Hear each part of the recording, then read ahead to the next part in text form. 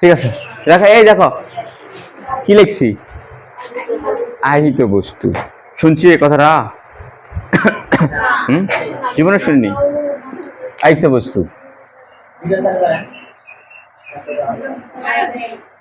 চালু নাই,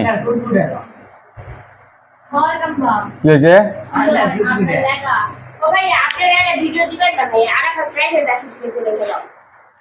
দেখতে কি হচ্ছে? সবসময় কি ভিডিও করবো? সবসময় ভিডিও করতেছি না, ক্লিয়ার তো আছে। ওকে দেখো,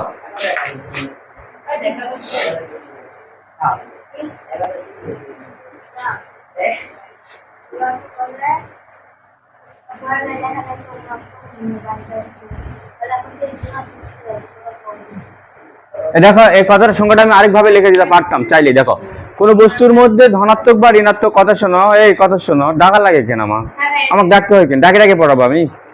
কোন বস্তুর মধ্যে চার্জ, দেখো ধনাত্মক বা ঋণাত্মক চার্জ থাকলে তাকে বলা হয় আহিত বস্তু। তো আমি ধনাত্মক বা ঋণাত্মক কথাটা বললাম না, আমি একবারে কি বললাম? চার্জ থাকলে। এখন কি চার্জ? চার্জ কয় প্রকার হয়? দুই প্রকার, ধনাত্মক আর ঋণাত্মক চার্জ হয়। ওটা লেখার দরকার আছে? দরকার নেই। খালি বললাম যে কোনো বস্তুর মধ্যে চার্জ থাকলে, সেটা যে চার্জই হোক না কেন, চার্জ থাকলে তাকে আহিত বস্তু বলা হয়। ওই যে সেটা তো লিখে দিলাম। হ্যাঁ, কোনো বস্তুর মধ্যে চার্জ থাকলে, যেমন ধরো একটা চিরুনির কথাই ভাব, মাথায় যদি তুমি চুলকাও, চিরুনিতে চুলকাও, মানে চুলকাও না তো চুল হাজরা, যদি চিরুনিতে চুল হাজরিলে ওই চিরুনিটার মধ্যে কিন্তু জমা হয় হচ্ছে ঋণাত্মক চার্জ। কি চার্জ? ঋণাত্মক চার্জ জমা হয়। ধনাত্মক হলেও হবে, কিন্তু চিরুনির মধ্যে হয় হলো ঋণাত্মক চার্জ জমা হয়। তার মানে ওই চিরুনিটা তখন আহিত। তবে মাথা হাজরার আগে চিরুনিটার মধ্যে কোনো চার্জ ছিল না, মানে সেটা কি ছিল তাহলে? অনাহিত বস্তু। বুঝতে পারলে? আহিতের বিপরীত কি? না, সেটা তো নয়, সেটা তো সঙ্গে থেকেই বোঝা যাচ্ছে। যার মধ্যে চার্জ আছে তাই হলো আহিত, আর যার মধ্যে চার্জ নাই সে হলো অনাহিত বস্তু। যে কোনো বস্তুই হতে পারে, যে কোনো বস্তু। এই মুহূর্তে এই পান্ডিটার মধ্যে কোনো চার্জ নাই, তোমাদের পেটানোর পর ঘর্ষণ পায়, তারপরে এটা চার্জ জমা হবে।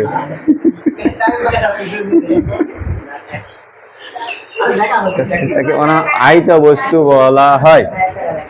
তাহলে ঠিক আছে। আর চার্জ না থাকলে অনাহিত বস্তু, নাকি? আচ্ছা, অনাহিতটা কি লেখা যাওয়ার প্রয়োজন আছে? লেখার প্রয়োজন। কোন বস্তুর মধ্যে চার্জ না থাকলে তাকে বলা হয় অনাহিত। আবার এটা জানি আহিত আর আহিতর, এটা হলো আহিত, চার্জ থাকলে আহিত, না থাকলে অআহিত। এই ভাষা জান ব্যবহার করো না, জান। অআহিত, অনাহিত।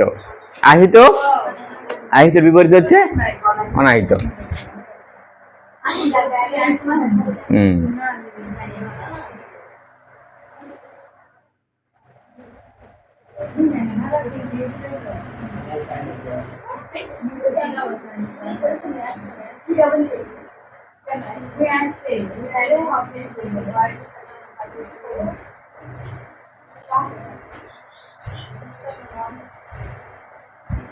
দেখো, ধনাত্মক চার্জে আমি একটা বস্তুকে, তুমি যেটা প্রশ্ন করলে সেই প্রশ্নের অ্যান্সার আমি সব দিব। দেখো, প্রশ্ন আসলে আমার করার প্রয়োজন নাই তোমাদেরকে, আমি আসলে বুঝালে লাস্টে যাই দেখা যাবে প্রশ্ন খুব একটা থাকবে না। আমার হাতে একটা দ্বন্দ্ব আছে, আমি চাচ্ছি কি জানো, এই দ্বন্দ্বটাকে ধনাত্মক আধানে আহিত করব। মানে ধনাত্মক আধানে আহিত করার মানে কি? তুমি আমার কথা শোনো না রাফি, একটা কথাও শোনো না। ওই যে কথা দেওয়ার, যখন খাতাটা তুমি দাও তখন কি আমার কি কথা বন্ধ? এই তুমি যখন খাতাটা দাও তখন কি আমার কথা বন্ধ? তাহলে আমি চাচ্ছি কি এই বস্তুটার মধ্যে, মানে এটাকে ধনাত্মক চার্জে কি করব? আহিত করব, নাকি? আহিত করব। তার মানে ধনাত্মক চার্জ আহিত করা মানে কি? এর মধ্যে আমি ধনাত্মক চার্জ জমা করব নাকি? এখন ধনাত্মক চার্জ জমা করার উপায় কি, নাকি কেমন করে করব সেটাই দেখতেছি।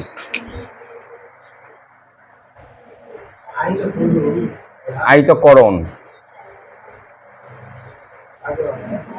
কাকে বলে? না, এটা একটা প্রক্রিয়া, এটা কোনো সংজ্ঞা না, এটা একটা প্রক্রিয়া।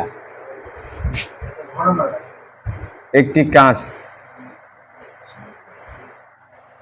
দ্বন্দ্বকে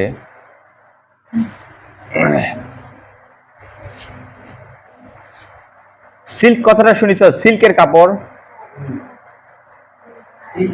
হ্যাঁ, সিল্কের সিল্কের সিল্ক ইংরেজি কথা, সিল্কের বাংলা কি?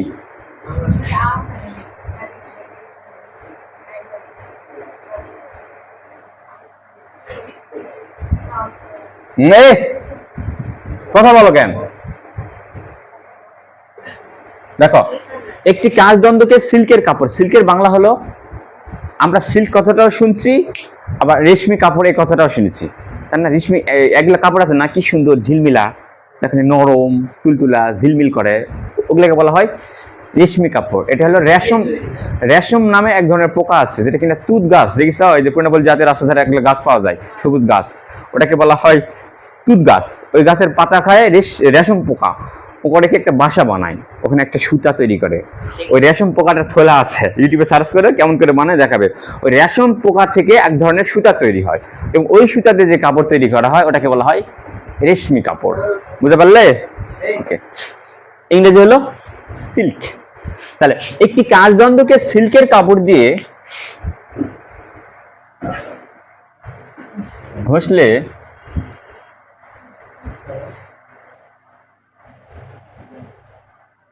কাচদ্বন্দ্ব থেকে ইলেকট্রন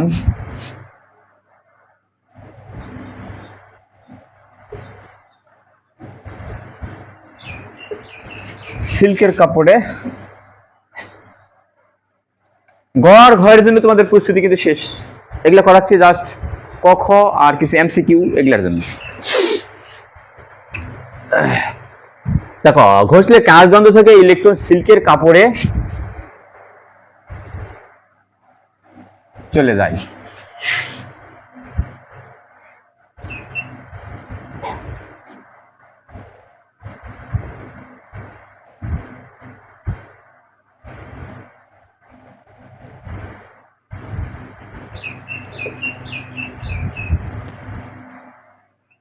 এখন দেখো, তোমরা এখান থেকে একটা বিষয় বোঝাই যাচ্ছে যে একটা কাঁচের দ্বন্দ্ব নিলাম, ওটাকে আমি সিল্কের কাপড় দিয়ে ঘুষলাম, তাই না?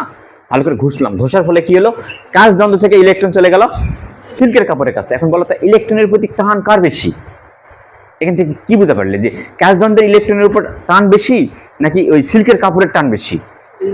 সিল্কের কাপড়ের টান বেশি। তার মানে ইলেকট্রন ঘোষা পায় কি করছে, কাঁচ দ্বন্দ্বের কাছ থেকে ইলেকট্রন টেনে ও নিয়ে নিচ্ছে। তার মানে সিল্কের কাপড়ে ইলেকট্রন, এটাকে বলা হয় ইলেকট্রন আসক্তি। বুঝতে পারলে? ইলেকট্রনের প্রতি একটা আকর্ষণ, এটা কিন্তু সিল্কের কাপড়ের বেশি। এটা এই জন্য কি করে, ইলেকট্রন ও টেনে নেয় ওর কাছে, কারণ সিল্কের কাপড়ের ইলেকট্রন আসক্তি। এখন কার ইলেকট্রন আসক্তি কম থাকবে, কার বেশি থাকবে, ওটা তো আমরা জানি নাকি? ওটা তো আমরা জানি, পড়ছি না, ইলেকট্রন আসক্তি কার কম হয় কার বেশি হয়। ওকে, ওটা আমরা জানি। সিল্কের কাপড়ের ইলেকট্রন আসক্তি কাচদ্বন্দ্বের থেকে বেশি, কাচদ্বন্দ্ব থেকে বেশি হওয়ায়। এখন দেখো, কাচদ্বন্দ্বের এখানে ইলেকট্রন ছিল, কিন্তু যতখানি ইলেকট্রন ছিল ততখানি প্রোটন ছিল নাকি? ধরুন এটা কাচদ্বন্দ্ব, এর মধ্যে যতখানি ইলেকট্রন ঠিক ততখানি প্রোটন নাকি? কিন্তু সিল্কের কাপড়, যার দ্বারা ক্যানিটাক মনে করো, এটা এখন সিল্কের কাপড় নাকি? সিল্কের কাপড় দিয়ে ঘষার ফলে কি করলো, এখান থেকে ইলেকট্রন এখানে চলে আসলো নয়? তাহলে কি হলো, এই কাপড়ের মধ্যে দেখো প্রত্যেকটা জিনিসের মধ্যে ইলেকট্রন আর প্রোটন কিন্তু সমান সমান থাকে নাকি? ইলেকট্রন আর প্রোটনের মধ্যে কোনো কম বেশি থাকে না। কিন্তু আমি যখন এখান থেকে ঘষলাম, ঘষার ফলে এখান থেকে ইলেকট্রন এখানে আসলো, তাহলে এখানে কার পরিমাণ বেড়ে গেল? প্রোটনের পরিমাণ বেড়ে গেল। আর প্রোটনের চার্জ কি? ধনাত্মক নাকি? এই জন্য এখন বলো, কাচদ্বন্দ্বের মধ্যে কোন চার্জটা বেশি আছে? ধনাত্মক চার্জ বেশি। তাহলে এটা কোন চার্জে আহিত? এখন ধনাত্মক চার্জে আহিত। বুঝতে পারলে? এভাবেই আমরা যে কোনো কিছুকে ধনাত্মক চার্জে আহিত করতে পারি। বেশি হয় কাচদ্বন্দ্বটি ধনাত্মক চার্জে আহিত হবে, নয়?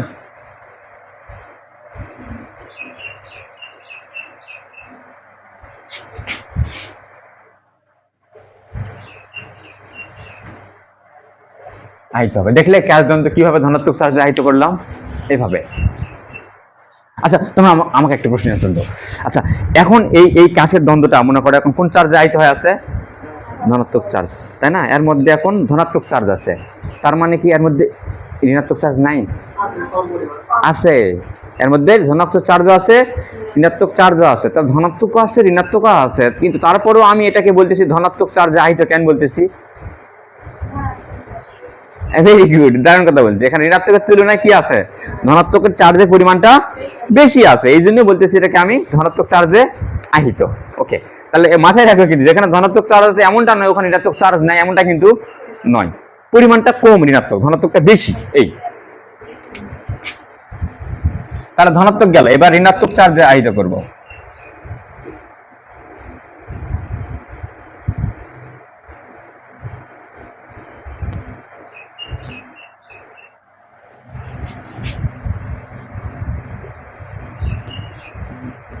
ঋণাত্মক চার্জ, এটা একটু ফুল কাটে দেই সুন্দর করে।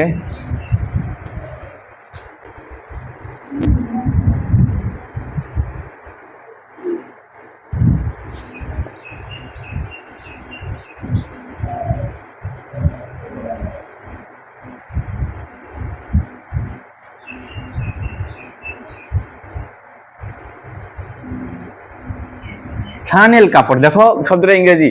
তাহলে একটা কাচযন্ত্রকে ওখানে ঘুষছিলাম হচ্ছে সিল্কের কাপড় দিয়ে, তাহলে একটি কাচযন্ত্রকে ফ্লানেল কাপড় দিয়ে। ফ্লানেলের বাংলা হচ্ছে পশমি কাপড়। এখন পশমি কাপড় কি জিনিস? ওটা রেশমি কাপড় তো বুঝলাম, রেশম পোকা থেকে। আর পশমি কাপড় হলো আমাদের বিভিন্ন ধরনের প্রাণী বা উদ্ভিদের যে সমস্ত প্রাণী বা উদ্ভিদ থেকে যেগুলো পাবো আমরা, বুঝলে, পশম থেকে, প্রাণী বা ভেড়ার পশম, মানুষের চুল হতে পারে, কিন্তু ভেড়ার পশম হতে পারে, মানুষের চুল হতে পারে, বা উদ্ভিদ থেকে কি পাওয়া যায়? তুলা, শিমুল গাছের তুলা। তার তুলার গাছ দেখেছো তোমরা? তুলার গাছ কত বড় হয়? এত বড়। কত বড়? ওটা তো শিমুল গাছ রে, গাছও চিনে না রে। তুমি যেটা তুলার কথা করছো ওটা তো তুলার গাছ না, ওটা তো শিমুল গাছ, শিমুল গাছের তুলা, বুঝলে? আর তুলারই একটা গাছ আছে, এই যে এত বড় গাছ হয়, এত বড় চিকন চিকন গাছ, এদিকে এরকম ডাটা এরকম চিকন, ছোট ছোট গাছ, ছোট ছোট গাছ, অনেকগুলা ভুটার মতো ধরে, ভুটার মতো। কেন দেখো নি? কেন এই যে পলি এলাকায় গেলেও দেখা যায়। তোমরা মনে দেখো নি, এই জন্য সুন্দর সুন্দর এত বড় গোল গোল গোল গোল তুলা ধরে থাকে, কিন্তু সাদা সাদা, এত বড় বড় তুলা একটা করে ছড়ে, এত বড়, বেশি বড় নয়, এত বড় বড় তুলা আবাদ করে, তুলা আবাদ করে, বিশেষ করে চরণ তুলার আছে না, ওখানে তুলার আবাদ হয়। ওকে, তো এক কথায় ফ্লানেল কাপড় মানে হলো উদ্ভিদ আর প্রাণী থেকে যে আমরা কাপড়টা পাই, শুধু রেশমি কাপড়, রেশম পোকা বাদে যতগুলা পাই, তুলা, বিশেষ করে তুলা, তারপরে ভেড়ার চামড়া, মানুষের চুল, এগুলা একটি কাচযন্ত্রের ফ্লানেল কাপড়। তাহলে ফ্লানেলের বাংলা হচ্ছে, দেখো দূরের মধ্যে কি সুন্দর মিল আছে, দেখা পাইছ? এটা রেশমি, এটা হলো পশমি, বুঝতে পারছ? কি সুন্দর মিল আছে, দেখো, রেশমি আর পশমি। কিন্তু তোমাদের বইয়ে মনে হয় এগুলা বুঝে যে বাংলাদেশ লেখা খুব একটা নাই, মনে হয় ওই ইংরেজিটাই বেশি ব্যবহার করছে, সিল্কের কাপড় আর ফ্লানেল কাপড়।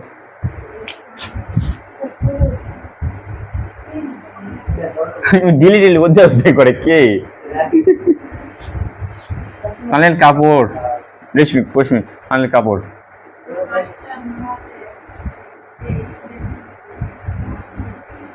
ঘষলে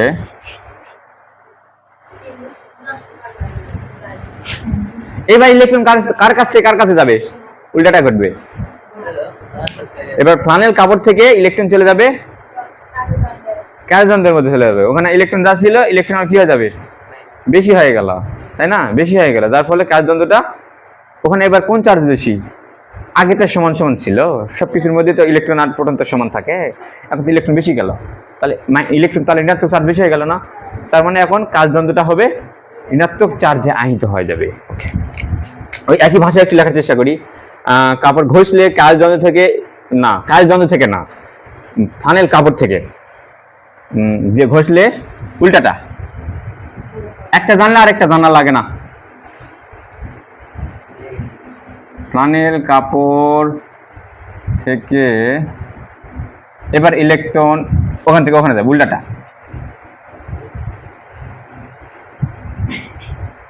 ফ্লানেল কাপড় থেকে ইলেকট্রন কাচযন্ত্রে চলে যাবে।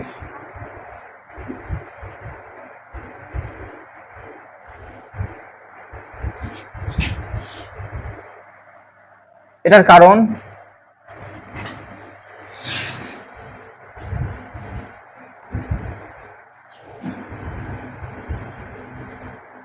এবার কাজ দ্বন্দ্বের ইলেকট্রন আসক্তি কিন্তু ওই কাপড়ের চাইতে বেশি কিন্তু।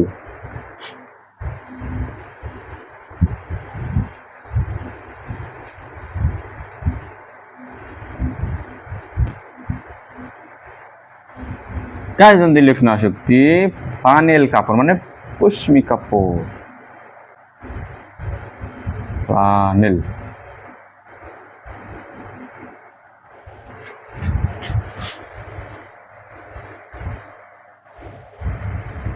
তুলনায়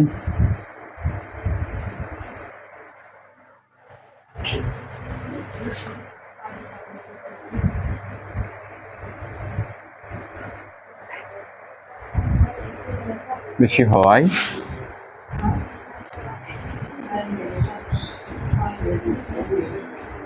কথা বোঝা পাচ্ছিস তাসলিমা? ও বেশি হয় কাজ দ্বন্দ্বটি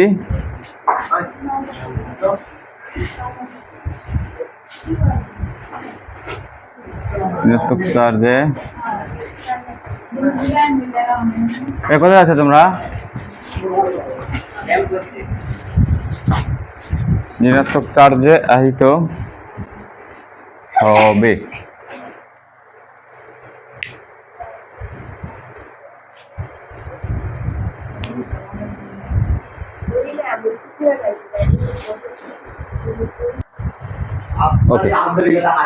দেখা দিকে তাকা, তড়িৎ আবেশ জিনিসটা কি দেখো, একটি আহিত বস্তু দ্বারা, আহিত মানে কি ওর মধ্যে চার্জ আছে, এখন কোন চার্জ আছে থাক, ওটা আমার আলোচ্য বিষয়, ধনাত্মক হতে পারে ঋণাত্মক। একটি আহিত বস্তু দ্বারা অনাহিত বস্তু, অনাহিত মানে যার মধ্যে কোনো চার্জ নাই, ওই বস্তুকে আহিত করব আমি, ওই বস্তুকে আহিত করার প্রক্রিয়াকে বলা হয় তড়িৎ আবেশ। বুঝতে পারলে? ওকে, এটা কেমন করে সম্ভব দেখো, মাথায় একটা চিরুনি নয়, প্র্যাকটিক্যালি দেখো, এগুলো বিজ্ঞানের পরে তো প্র্যাকটিক্যাল, তাই না? এগুলো তো আর কাল্পনিক কথা না। একটা চিরুনি নিয়ে মাথায় যখন তুমি ঘুষবে, মাথায় ঘষার ফলে বলো চিরুনির মধ্যে কোন আধান, আসিফ চিরুনি নিয়ে যখন ঘুষবো, চিরুনির মধ্যে চিরুনিটা কোন আধানে আহিত হবে? ঋণাত্মক আধানে আহিত হবে। ঋণাত্মক আধানে কি আহিত হবে? হ্যাঁ, কারণ হলো চুলটা কার মতো কাজ করতেছে? পশমি কাপড়ের মতো। চুলটা হলো পশমি কাপড়ের মতো কাজ করছে, তাই না? তো পশমি কাপড়ের ইলেকট্রন আসক্তি কি হয়? ইলেকট্রন পশমি কাপড়ের কাছ থেকে চলে যাবে চিরুনির কাছে, তাই যাবে না? তাই লিখে দিলাম না? ঋণাত্মক আধানে আহিত হতে গেলে পশমি কাপড়ের ইলেকট্রন আসক্তি কম না, কাঁচের তুলনায় কম না? তাহলে কাঁচটা এখানে কার কাজ করতেছে? কাঁচটা কে? চিরুনি। সবসময় কাঁচই থাকবে টেনশন না জিনিসটা নাকি? এভাবে বুঝলাম, দেখো এভাবে বুঝলাম, ঘষার ফলে কিন্তু চুলের কাছ থেকে ইলেকট্রন চলে গেল কার মধ্যে? কাঁচ যন্ত্রের মধ্যে চলে গেল, মানে চিরুনির মধ্যে চলে গেল। ওকে, এখন এই এক টুকরা ছোট ছোট কাগজ নেওয়া, এটা প্র্যাকটিক্যালি তো করেছো তোমরা না? প্র্যাকটিক্যালি করেছো তো, এটা তো আমরা ছোটবেলায় অনেক খেলা খেলছি। এটা কাগজের টুকরা ফেলে দিলে চিরুনিটা কি করে? কাগজের টুকরা টানে ধরে। আচ্ছা বলো, আকর্ষণ করে। এখন বলো তো আকর্ষণ করতে গেলে কি লাগবে? একটা ধনাত্মক আধান হতে পারে, একটা ঋণাত্মক আধান হতে হবে না? তার মানে চিরুনির মধ্যে কোন আধান ছিল? ঋণাত্মক আধান ছিল। তার মানে যখন ওই কাগজের কাছে আকর্ষণ করতে, কাগজের মধ্যে কোন আধান থাকা উচিত? ধনাত্মক আধান থাকা উচিত। আদৌ কি কাগজের মধ্যে ধনাত্মক আধান আছে? ওখানে কি কোনো আধান আমি দিছি? ওর মধ্যে তো কোনো আধান নাই, ও তো চার্জ নিরপেক্ষ হয়ে আছে। কেমন করে আকর্ষণ করলো? তো তোমাদের মনের প্রশ্ন থাকেনি, দুটো আধান আকর্ষণ করা লাগবে অবশ্যই, তার মানে কাগজের মধ্যে অবশ্যই ধনাত্মক আধান থাকা লাগবে নাকি? কেমন করে হলে সেটাই আমি বুঝালাম এখানে, সেই জিনিসটাই এটার ব্যাখ্যার মধ্যে আছে, কিন্তু তোমরা বোঝা পাচ্ছ না। এই কারণে বোঝা পাচ্ছ না, দেখো এই একটা গোলক নিলাম, গোলকটার মধ্যে এই মুহূর্তে কোনো, এই গোলকটার মধ্যে এই মুহূর্তে কোনো আধান নাই নাকি? এই মুহূর্তে কোনো আধান নাই মানে যতগুলা ধনাত্মক আছে ঠিক ততগুলাই ঋণাত্মক আছে।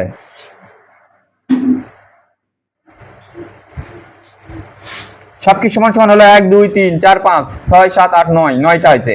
1 2 3 4 5 6 7 8 9। দেখো বলো এই গোলকটাকে, কিন্তু এই গোলকটাকে আমি এখন বলতে পারবো এটা আহিত না অনাহিত?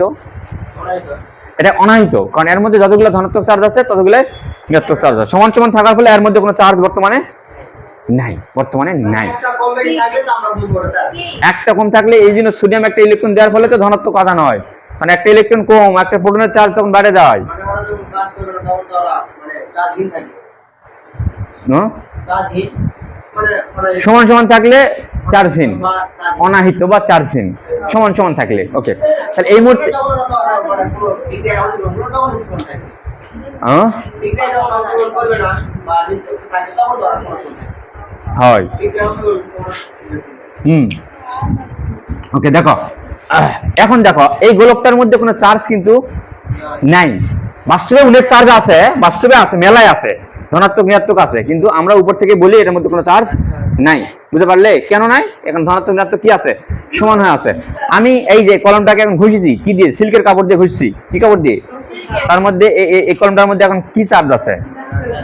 এখন ধনাত্মক চার্জ আছে, তাই না? সিল্কের ইলেকট্রন আসক্তি বেশি, সিল্ক ইলেকট্রন এখান থেকে টানে নিছে, তার মানে এখানে প্রোটনের চার্জ বেড়ে গেছে। এর মধ্যে এখন কি চার্জ? ধনাত্মক চার্জ। কি চার্জ? ধনাত্মক চার্জ। এখন আমি এই গোলকটা আমি কোনো ঘষাঘষি করব না, আমি কি করব? এই বস্তুটা এখন কি আয়ত না? এখন এই আয়ত বস্তু দিয়ে আমি এই গোলকটাকে এখন আমি চার্জে, কোনো একটা চার্জে কি করব? আহিত করব। বুঝতে পারলে? কেমন করে করবো দেখি তো, কেমন করে করা যায়। তাহলে এই যে আমি একটা কলম বা কাঁচের দ্বন্দ্ব নিলাম, বুঝছো?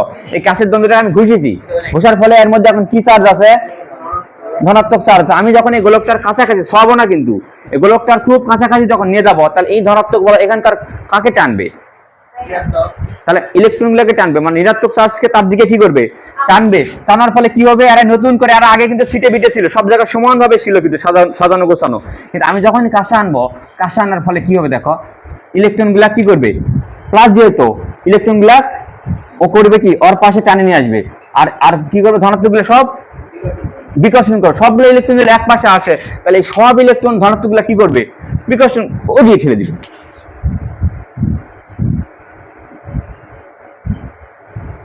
বুঝতে পারলে? আসলে বিষয়টা এভাবে ঘটে না, আমরা শুধু বোঝানোর জন্য এরকম করি। আসলে ঘটে কি, সব জায়গায় প্লাস মাইনাস সব জায়গায় থাকে, কিন্তু আসলে প্লাস চার্জ হওয়ার জন্য কি প্লাসটা কিছু ইলেকট্রন টানে, কিছু ইলেকট্রন টানে এদিকে চলে আনে। বুঝলে? নিশ্চয় এই প্লাস চার্জ নিশ্চয় প্লাসও টানবে না, নাকি প্লাস টানবে, মাইনাসও টানবে। এখন বলো এই পাঁচটা এখন কোন চার্জ বেশি? ঋণাত্মক চার্জ বেশি, ওই পাঁচটা ধনাত্মক চার্জ বেশি। যার ফলে এই গোলকটা কিন্তু এখন গোলকের কিন্তু অর্ধেক অংশ হয়ে গেল ঋণাত্মক চার্জে আহিত, আর বাকি অর্ধেক অংশ হয়ে গেল ধনাত্মক চার্জে আহিত। তাহলে বলো তো এই বস্তুটাকে আমি আহিত করলাম কি বস্তু দিয়ে? আরেকটা আহিত বস্তু দিয়ে। তাহলে একটা আহিত বস্তু দিয়ে আরেকটা, আগে কি ছিল? অনাহিত ছিল। তাহলে অনাহিত বস্তুকে আহিত করলাম। তাহলে এই যে কোন এই প্রক্রিয়াটার নাম কি দিব আমরা? এই প্রক্রিয়াটার নামই হলো তড়িৎ আবেশ। তড়িৎ মানে কারেন্ট, ইলেকট্রনের চলাচল। তড়িৎ মানে কারেন্ট, বিদ্যুৎ। বুঝতে পারছো? এখন তাহলে এর মধ্যে আবেশ মানে ওকে প্রভাবিত করা, এর দ্বারা ও প্রভাবিত হচ্ছে, এর প্রভাবটা ওর উপরে দেয়, একটা কিছু একটা পড়তেছে, এটাকে বলি আমরা আবেশ। মনের আবেশে কই না, তাহলে বাংলা শব্দ এগুলা। ওকে, যদি আমি বাংলা মাস্টার নয়, বাংলা মাস্টার হলে পারে এলে বাংলা শব্দ ভালো করে ব্যাখ্যা বিশ্লেষণ করা পারবে। তবে বিজ্ঞানের যতটুকু বাংলা জানা লাগে জানি, এই আর কি। এই দেখো এখন ঘটনা দেখো। আচ্ছা বলো তো, এখন কি এই যে এই ঘটনার মধ্যে কি এই চিরুনি যে কাগজ টানলো, এটার ব্যাখ্যাটা কি? তাহলে এটার ব্যাখ্যাটা কি? চিরুনির মধ্যে কোন চার্জ? ঋণাত্মক চার্জ। ও যে কাগজের টুকরা যে আকর্ষণ করলো, তার মানে কাগজের টুকরার মধ্যে কোন চার্জ থাকা উচিত? কিন্তু আমি তো ওর মধ্যে কোনো চার্জ দেইনি, আমি তো ওকে কোনো চার্জ জমা করিনি, তাহলে ওকে টানলো কা? শোনো, মনে করে কাঁচের ডাকা ছোট ছোট, কাঁচের ছোট ছোট টুকরা এখানে রাখা আছে, তাই না? এখানে রাখা আছে। আমি যেই চিরুনিটা আনলাম, বুঝছো, এরকম দাঁতালা একটা চিরুনি কাছাকাছি আনবো, এই ঘটনাটা ঘটবে। তখন এই যে কাগজের টুকরার এক পাশটা হবে হলো, এর মধ্যে কি চার্জ আছে? ঋণাত্মক। তাহলে কাগজের টুকরা কিন্তু তড়িৎ আবেশ ঘটবে এখানে। তড়িৎ আবেশের ফলে কাগজের টুকরা কিছু অংশ হবে ধনাত্মক চার্জে আহিত, আবার কিছু অংশ হবে ঋণাত্মক চার্জে আহিত। ওই ধনাত্মক চার্জ গুলো ঋণাত্মক চার্জে ছিল না, ধনাত্মক চার্জ কিন্তু আবার এটা কি আসলে ঋণাত্মক না, তাহলে ওই তাহলে ধনাত্মক চার্জ গুলো চিরুনি বেশি কাছাকাছি থাকবে নাকি, যার ফলে ওর আকর্ষণ বলটা কি হবে? বেশি হবে। ওই বেশি হওয়ার কারণে ওই অর যে ঋণাত্মক চার্জ, আর এখানে অর ফলে এখানে কিন্তু তৈরি হলো একটা ধনাত্মক চার্জ। তাহলে ওই ঋণাত্মক আর এই ধনাত্মক মিলে কি করবে? আকর্ষণ করবে। আকর্ষণ করার ফলে কাগজটা টানে নেয়। বুঝতে পারছ? দেখো নি এই ঘটনা, না দেখবে প্র্যাকটিক্যালি? প্র্যাকটিক্যালি দেখা লাগবে। কে দেখো নি? চিরুনি ব্যবহার করে চিরুনি লাগবে কেন? ও ওকে, এই দেখাও দেখাও, এই তুমি যেটা প্রশ্ন করলে তড়িৎ বীক্ষণ যন্ত্র, তাই না? তড়িৎ বীক্ষণ, তড়িৎ দেখো এই ঘটনা ওর নামের মধ্যে ঘটনা আছে কিন্তু দেখো, তড়িৎ মানে কি কারেন্ট, বীক্ষণ মানে কি? বীক্ষণ মানে নড়াচড়া করা, বীক্ষণ মানে সাড়া দেওয়া, বুঝতে পারো? বীক্ষণ মানে নড়াচড়া করা বা সাড়া দেওয়া। ওকে, তাহলে তড়িতের ফলে কি করবে? ও একটা সাড়া দিবে, তড়িৎ ডাকলেই ও কয়ে উঠবে, বুঝতে পারছো? তড়িৎ ডাকার সাথেই হো কয়ে উঠবে, এই জন্য এর নাম হলো তড়িৎ বীক্ষণ যন্ত্র, ইংরেজি নাম কি? ইলেকট্রোস্কোপ। তাহলে কাকে বলে এটা? সংজ্ঞাটা কত সুন্দর দেখছো? তাহলে যে যন্ত্রের সাহায্যে আধান, আধান মানে তো চার্জ, তাই না? আধান মানে চার্জ, আধানের অস্তিত্ব, অস্তিত্ব মানে কি? এই দুটো কথা একটু ভালো করে বুঝো, আমি লিখে দিচ্ছি না, এটা লেখার প্রয়োজনও নাই, জাস্ট বুঝতে হয়। আধানের অস্তিত্ব, অস্তিত্ব মানে হলো আধান আছে কি নাই, বুঝতে পারছো? ও বলে দিবে, এই কলমটা ওই যন্ত্রের কাছে দেওয়ার সাথেই ওই যন্ত্র বলে দিবে যে কলমের মধ্যে আধান আছে নাকি নাই, কিন্তু এটা বলবে না এই মুহূর্তে যে ওর মধ্যে কি আধান আছে, বুঝতে পারছো? আধানের অস্তিত্ব মানে প্রথম ধাপে ও বলে দিবে এর মধ্যে আধান আছে নাকি নাই। এবং এই দেখো এটা কি, শুধু কি অস্তিত্ব? প্রকৃতি মানে প্রকৃতি, প্রকৃতি মানে হলে কোন ধরনের আধান, এটা কি ধনাত্মক নাকি ঋণাত্মক? তার মানে ইলেকট্রোস্কোপ কি করে? আধান আছে কি নাই সেটাও বলে, আবার আধানটা ধনাত্মক নাকি ঋণাত্মক সেটাও বলে। কিন্তু শোনো, দুটা ধাপ অনুসরণ করা লাগে, কিন্তু আছে কি নাই সেটার জন্য একটা ধাপ, আবার আধানটা কি ধনাত্মক নাকি ঋণাত্মক তার জন্য আবার আলাদা ধাপ। দেখি আধানের অস্তিত্ব, আগে আমরা অস্তিত্ব নির্ণয় করি নাকি? আধানের অস্তিত্ব নির্ণয় করব, যে আসলে বস্তুটার মধ্যে আধান আছে নাকি নাই।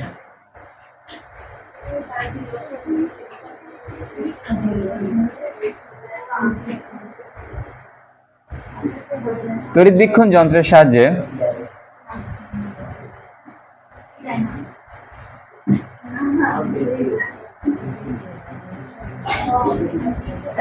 আধানের অস্তিত্ব, অধিকাংশ স্টুডেন্ট কিন্তু এই তড়িৎ বীক্ষণ যন্ত্রটা খুব একটা গুরুত্ব দেয় না, আমি দেখেছি কোনো স্টুডেন্ট দেয় না, এমনকি কোনো ছাড়ও দেয় না, কোনো ছাড়ও দেয় না, আসার সম্ভাবনা কম কম, কিন্তু যদি আসে ধরা খাই যাবে একবারে, যদি আসে ধরা খাই যাবে। তাহলে তড়িৎ বীক্ষণ যন্ত্রের সাহায্যে আধানের অস্তিত্ব নির্ণয় করবো নাকি, এই যে আসলে আধান আছে কি না। মনোযোগ দিয়ে একটু পড়ো, তুমি তো পড়বাই আছে এখানে, অন্য কীর্তন করবো দাও শুনি। সবাই কি করছি? এই যে তোরা দুজন, এই যে ওটা খান থেকে মাথা সাফা করে কি দেখতেছ? ওটা কি দেখছিস তুই? হ্যাঁ ওটা দেখ পাইছিস? তুই পড়বে আইছিস, তুই লিবুকা এখন। এখন কথা হলো, এই যে তড়িৎ বীক্ষণ যন্ত্র কয়েকটা চিল্লাচ্ছি নাকি, যন্ত্রটাই তো দেখা হলো না এখনো পর্যন্ত।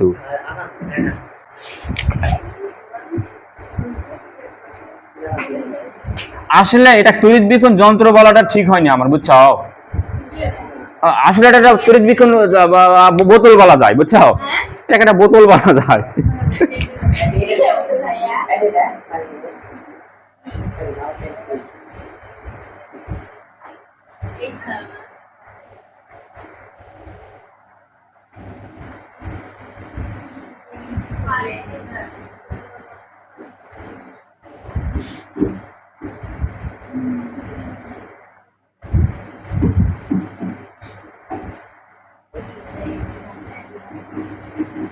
Good.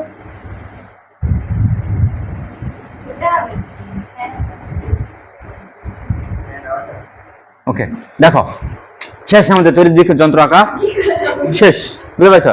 একটা বোতল নেওয়া হয়, এটা কাঁচের তৈরি একটা বোতল নেওয়া হয় এবং বোতলের ভিতর দুটা পাত ঝুলে রাখা হয়, সে পাত দুটা হলো, কথা শোনো, একটা বোতল নেওয়া হয়, বোতলের ভিতর দুটা পাত রাখা হয়, দুটা পাত হলো স্বর্ণের পাত, এটা সোনার খুবই পাতলা পাত, একবারে পাতলা, প্রায় কাগজের মতো পাতলা স্বর্ণের দুটা এরকম পাত রাখা হয়, বুঝতে পারছো?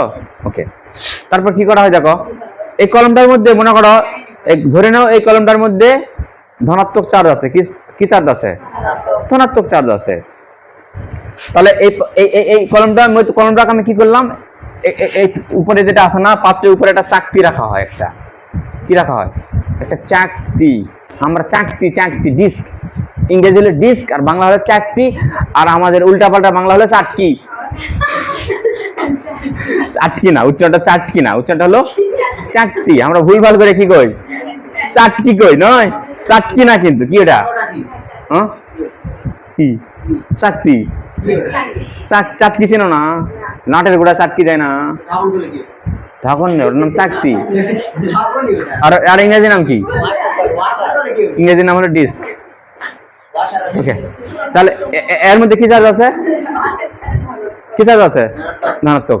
রাখলাম চাকতির উপর, কার উপর রাখলাম, চাকতির উপর রাখলাম। এখন বলো এখান থেকে ধনাত্মক চার্জ সবাই পাবে না, এই চাকতি, এটা কিন্তু এটা ধাতব তৈরি, সোনা না, সোনা তো ধাতু। তাহলে এখান থেকে যায় আমার ধনাত্মক চার্জ, সোনার কিন্তু দুটা পাতই পাবে নাকি। তাহলে সোনার পাত দুটা কিন্তু প্রথমে কিন্তু সোনার পাত দুটা ছিল এইভাবে, দেখো কিভাবে ছিল, এইভাবে। তো আমি যখন চার্জ দিলাম সোনার কিন্তু এই পাতটাও কিন্তু ধনাত্মক চার্জ পাইছে, এই পাতটাও পাইছে। এখন বলো ধনাত্মক চার্জ আর ধনাত্মক চার্জ পরস্পরকে কি করবে, তাহলে এই পাত দুটা কি এবং এরকম করে থাকা পারবে, আর কি করবে, ফাঁকা হয়ে যাবে না, দুজনা দুদিকে এরকম এরকম ফাঁকা হয়ে যাবে না। তাহলে ফাঁকা হয়ে যাওয়া দেখে তুমি কি বুঝবে, যে এই কলমটার মধ্যে চার্জ ছিল নাকি। তো আমরা তো আগে থেকে ধনাত্মক চার্জ রাখছি, এই জন্য বলা পারতেছি কলমটার মধ্যে ধনাত্মক চার্জ আছে, তাই না। আচ্ছা এখন আসো তো, এখন এটাকে আমি ঘুষে গাছে এর মধ্যে ঋণাত্মক চার্জ আনলাম নাকি। এখন ঋণাত্মক চার্জ আনে দিলে এর উপর রাখে দেই, তাহলে কি ঘটবে, একই ঘটনাই ঘটবে না। তাহলে ঋণাত্মক চার্জ দুটা পাত, এ কথা কয় না, এই একটু কথা বলো তোমরা দুজন। ওকে, ঋণাত্মক চার্জ আইতো নাকি। তাহলে এখন ঋণাত্মক চার্জ যদি রাখা হয়, তাহলেও কিন্তু এই দুটা সোনার পাতে কিন্তু ঋণাত্মক চার্জ আইতে হবে না, হয় কি করবে, পরস্পরকে বিকর্ষণ করবে না, সরে যাবে না। ওকে, তাহলে ধনাত্মক রাখলেও যা হচ্ছে, ঋণাত্মক রাখলেও তাই হচ্ছে। তাহলে কি আমি এই ঘটনা থেকে বোঝা পারবো এই কলমটার মধ্যে কি, কলমটার মধ্যে কথা কইও না রে তুমি। তাহলে এই কলমটার মধ্যে ধনাত্মক চার্জ আছে নাকি ঋণাত্মক চার্জ আছে, আমি কি এই পাত ফাঁকা হওয়া যা দেখে কি বোঝা পারবো, পাত ফাঁকা হওয়া দেখে আমি কি বোঝা পারবো, বস্তুটার মধ্যে চার্জ আছে, আমি তো সেটাই করতেছি। তড়িৎ বিক্ষণ যন্ত্রের সাহায্যে আধানের অস্তিত্ব নির্ণয় করলাম, যে আধান বস্তুটার মধ্যে কি আছে। হ্যাঁ, প্রকৃতি নির্ণয় করার জন্য আলাদা ধাপ, বুঝতে পারলে। তাহলে এই কথাটা না বাংলায় না সংক্ষেপে লিখে দেয় নাকি।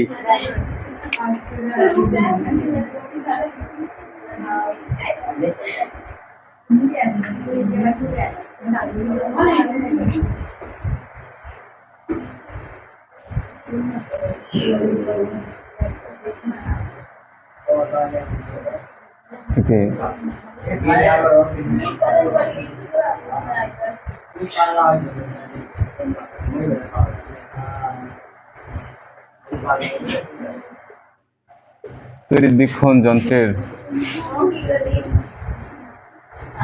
মধ্যে রাখলে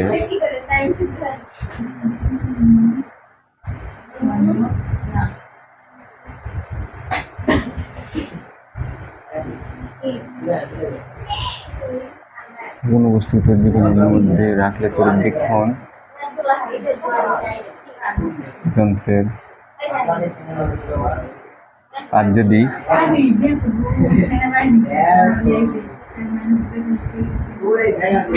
হয়ে যায়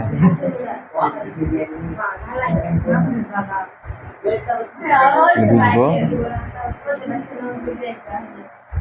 এবার সাহায্য করো, দেখো কোনো বস্তুকে তড়িৎ বিক্ষণ যন্ত্রের মধ্যে, তড়িৎ বিক্ষণ যন্ত্রের এখানে একটা কথা অ্যাড করে নিও তো, তড়িৎ বিক্ষণ যন্ত্র কোথায় রাখবো, চাকতির মধ্যে নাকি। আর চাকতি কথাটা অ্যাড করে নিও তো, চাকতির মধ্যে রাখলে তড়িৎ বিক্ষণ যন্ত্রের পাত যদি ফাঁকা হয়ে যায়, তাহলে বুঝবো বস্তুটি কি আহিত, বস্তুটির মধ্যে চার্জ আছে। চার্জ থাকাটা, চার্জ তো বাংলা কথা নয়, ইংরেজি কথা নাকি। চার্জ আছে, ওটাকে আমরা কি বলবো, বাংলায় কি বলবো, বস্তুটার মধ্যে আধান আছে নাকি, বা বস্তুটা আহিত নাকি। আধান থাকলে ওটাকে কি বলি আবার, আহিত বস্তু নাকি। এই তো আধান থাকলে বলি আমরা আহিত বস্তু। ফাঁকা হয়ে যায়, তাহলে বুঝবো বস্তুটি বস্তুটির মধ্যে এখন ভালো করে পড়ো রে, রেজাল্ট একটু ভালো করো রে, কারণ ওই, নওগাঁ ইউনিভার্সিটি ঘোষণা দিচ্ছে, শুনে পাইছা? ইউনিভার্সিটি নওগাঁতে ইউনিভার্সিটি হচ্ছে, আমাদের বাড়ির কাছে হচ্ছে। রেজাল্ট ভালো হলে মোটামুটি আমাদের আশপাশ নওগাঁতে তো অনেক দুর্গা চ্যাংরা আবেদন করবে না, যদিও ইউনিভার্সিটি দিয়ে তো সেহেতু তো অনেকে হয়তো বাইরে থেকে করবে, কিন্তু তুলনামূলক কম করবে। বাংলাদেশ ইউনিভার্সিটি পাবলিক ইউনিভার্সিটি কটা বেশি বুঝি নয়, 20টার মতো হবে। নওগাঁতে হচ্ছে 300 বিঘা জমি বরাদ্দ দিয়েছে মতো নওগাঁ। না না, বিশাল বড় নয়, ইউনিভার্সিটি মানে তারা বোঝেন না তাই এটা করছে, তাই এটা মনে করছেন। 300 বিঘা মানে ছোটই, প্রাথমিকভাবে 300 বিঘা দেই, চালু হবে, ধীরে ধীরে জমি আরো অ্যাড হবে, বুঝতে পারছো? রাজশাহী ইউনিভার্সিটি ঢুকলে পরে ওই কুল কিনারা খুঁজে পাবেন না। রাজশাহী ইউনিভার্সিটি ঢোকা একবার কোথাও যে কুল মনে হবে এটা একটা শহর।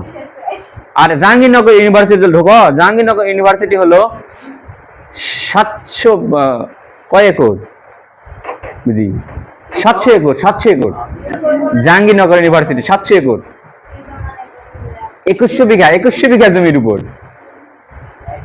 এক বিঘায় হয় এক একরে হয় 3 বিঘা, বুঝতে পারলে? 2100 বিঘা জমি জাহাঙ্গীরনগর ইউনিভার্সিটি, বিশাল এরিয়া, বিশাল, ঠেকাই পাবে না তুমি মনে হয়। 60 বিলিয়ন ঘিরা, কাটাতার দিয়ে ঘিরা আছে, ওর মধ্যে আবার জঙ্গল আছে। জাহাঙ্গীরনগর বন আছে, বুঝছো? বন্য বিভাগ যেটা আছে, বুঝলে, ওই বিভাগের জন্য আলাদা করে বন আছে ওটি। তো এই জন্য একটু রেজাল্ট একটু ভালো থাকা লাগবে। এসএসসির পয়েন্ট না ভালো হলে কিন্তু চান্স হয় না, এলার পয়েন্ট একটু ভালো না, পরীক্ষা দেওয়া লাগবে। তোমার এসএসসির পয়েন্ট আর এইচএসসির পয়েন্ট, এই দুটা মিলে যোগ করে এর জন্য তোমাকে একটা আলাদা মার্ক দিবে। তাহলে এটা মার্ক, আবার তোমার ভর্তি পরীক্ষা আলাদা একটা মার্ক, এই টোটাল দুটা মার্ক যোগ করি। ওটা তো বিভাগ অনুযায়ী কোন বিভাগে পরীক্ষা দিবে। বিজ্ঞান বিভাগে যদি পরীক্ষা দেওয়া তাহলে ওখানে হবে ফিজিক্স, হবে ফিজিক্স, কেমিস্ট্রি, ম্যাথ, 3টা। আর যদি তুমি আরো অন্য আরেক বিভাগ, মেঘলা বিভাগ আছে তো, পরীক্ষা দেওয়া তাহলে ইংরেজি, বাংলা, সাধারণ জ্ঞান। এই না না, এখন তো প্রস্তুতি না নিলে হবে না, কারণ এসএসসির পয়েন্টটা খারাপ হলে ওখানে মার খাই যাবে, একবার মার খাই যাবে। হ্যাঁ,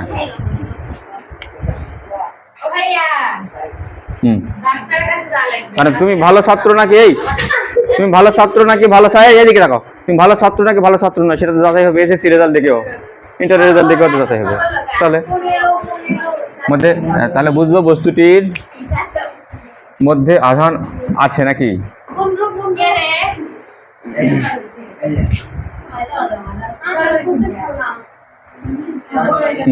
তাহলে কাজ শেষ, কিন্তু তাহলে আধানের অস্তিত্ব আমি নির্ণয় করে ফেলেছি। পাত ফাঁকা হয়ে গেলে এখন কেন হলো, কারণটা কি বলতো? কারণটা একটু ব্যাখ্যা করি।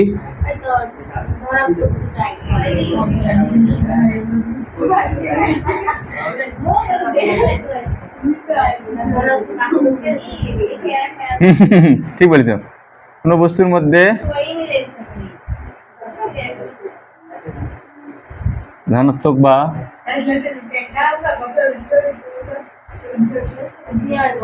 এই কারণটা সিসি এত গল্প করা যাবে না তো, তুমি মনে হয় গল্প করবে আসবে রে টুম্পা, গল্প করবে আসো। তাহলে গল্প করার জন্য তোমার গ্রামের তো বেলায় বুড়া মানুষ আছে, এলাকা নিয়ে বসো, বুড়ি মানুষ আছে। দেখো তো কারণ, এই কারণটা তোমরা আমাকে একটু ব্যাখ্যা করে দাও। কোন বস্তুর মধ্যে ধনাত্মক বা ঋণাত্মক যে চার্জই থাকুক না কেন, ওই বস্তুটাকে চাকতির পাতের মধ্যে রাখলে পাত দুটাও সমধর্মী চার্জে আইতে হয়, তাই না? তাই হবে না? ধনাত্মক চার্জ আছে, রাখলাম, তাহলে দুটা পাত কি পাবে? এই ধনাত্মক পাবে, ওই ঋণাত্মক। হ্যাঁ, তুমি কি চাই দিছ? তুমি কি দিছ? ধনাত্মক দিছ, তাহলে দুজনে কি পাবে? ধনাত্মক। তুমি যদি রাখো ঋণাত্মক, আমি কি আছে আমি জানি না, এর মধ্যে কি আছে আমি জানি না, দিলাম, দেওয়ার ফলে পাতা ফাঁকা হয়ে গেল না। একটা বস্তুর মধ্যে হয় ধনাত্মক চার্জ থাকবে, না হলে ঋণাত্মক চার্জ থাকবে।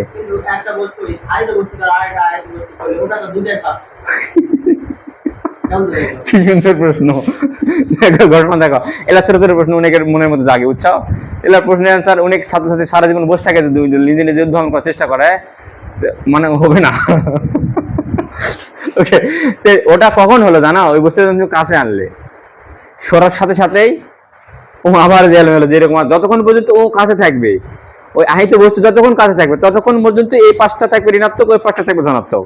ও সরার সাথে সাথে ও আবার আগের অবস্থায় ফিরে যাবে। বুঝতে পারছ? মানে সারা জীবন থাকবে যদি দুটা বস্তু একসাথে রাখা হয়। দুটো বস্তু শেষ হয়ে যাবে। একসাথে রাখা হয়, যদি একসাথে রাখার পরেও হয় কি অনেক সময় ধরে থাকেই। মনে করো সাইকেলের এই যখন আমরা টায়ার যখন পাম্প দিই না, হাওয়া দিই যখন, বলো তো হাওয়াটা কি বার হওয়ার কোনো রাস্তা আছে? বার হয় কি? বার হয় না তো। কিন্তু তুমি 3 মাস পর দেখো তো, বার না হলেও 3 মাস পর ভিতরে কি হাওয়াটা থাকে? থাকে না। আসলে কোনো না কোনো একটা চুলি দিই সামান্য সামান্য করে এতটুকু এত পরিমাণ যায় যে জিরো ধরা যায়, যাই না আসলে। কিন্তু ওই সামান্যটা যাতে যাতে 3 মাস পর পাম্প কিন্তু নাই হয়, আবার পাম্প দেওয়া লাগে। কিন্তু ভালো টায়ার টিউব, কিন্তু তারপরে পাম্প ভালো টায়ার টিউব কিনে আনিছো অথচ পাম্প দেওয়াই লাগে না, একবার কিনেছে জনম ভর চলতেছে, হয় কা কোনখানে যায়? তার মানে নষ্ট জিনিস কিনে নিয়েছো তুমি, বুঝছো? তার মানে ওই বস্তুটার মধ্যে চার্জ আসলে সারা জীবনই থাকার কথা, কিন্তু হয় কি জানো, ওই কোনো না কোনো শুলি দিয়ে ওই বাতাসের মতো সামান্য সামান্য করে যাতে যাতে মানে অনেক সময় পর শেষ হয়ে যায়। বুঝতে পারছো? ওকে, কোন বস্তুর মধ্যে ধনাত্মক বা ঋণাত্মক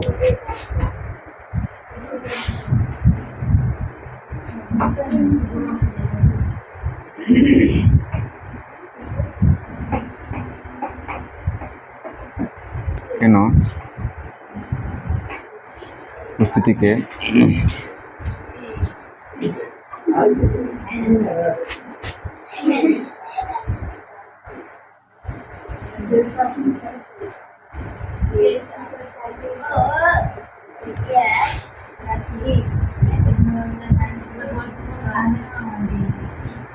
গল্প করিস না তসলিমা। দেখো আমি কি লিখতে যাচ্ছি একটু আন্দাজ করতো। কোন বস্তুর মধ্যে ঋণাত্মক ধনাত্মক বা ঋণাত্মক যে চার্জই থাকুক না কেন, বস্তুটি তড়িৎ বীক্ষণ যন্ত্রের উপরে রাখলে স্বর্ণের পাত নয়, স্বর্ণের পাতটি কি হবে তামিম? ফাঁকা হবে, সেটা তো আমি ওটাই বলেছি। এক কথা বারবার বলতে থাকবো? ফাঁকা তো হবেই, ওটা তো আমরা জানি। মানে থাকুক না কেন, বস্তুটি তড়িৎবীক্ষণ যন্ত্রের উপরে রাখলে স্বর্ণের পাত্রে সমধর্মী চার্জে আইতে হবে, তাই না? দুটা পাত্রের মধ্যে কি হবে? মূল কথা এটাই যে দুটা পাত্রের মধ্যে যেটাই আমি রাখি না কেন, দুটা পাত্রের মধ্যে একই চার্জ জমা হবে নাকি? আর একই চার্জ জমা হওয়ার, পাতটা ফাঁকা হওয়ার কারণে আমি বিশ্লেষণ করতেছি, তাই না? পাতটা কেন ফাঁকা হচ্ছে? দুটা পাত্রের মধ্যে কি হবে? সমধর্মী নাকি? এটাও প্লাস হলে এটাও প্লাস, সমধর্মী চার্জ জমা হবে, যার ফলে আমরা জানি সমধর্মী চার্জ পরস্পরকে বিকর্ষণ করে, আর এই কারণে পাত দুটি কি হয়ে যায়? ফাঁকা হয়ে যায়। বুঝতে পারছো? এরকম ফাঁকা হয়। তোমাদের বইয়ে মনে চিত্র আগে দেওয়া আছে, একটু দেখো তো, প্র্যাকটিক্যালি দেখো তো চিত্রটা কিরকম, বইয়ে দেওয়া আছে চিত্র। ধরে রাখলে স্বর্ণের পাত্রী সমধর্মী চার্জে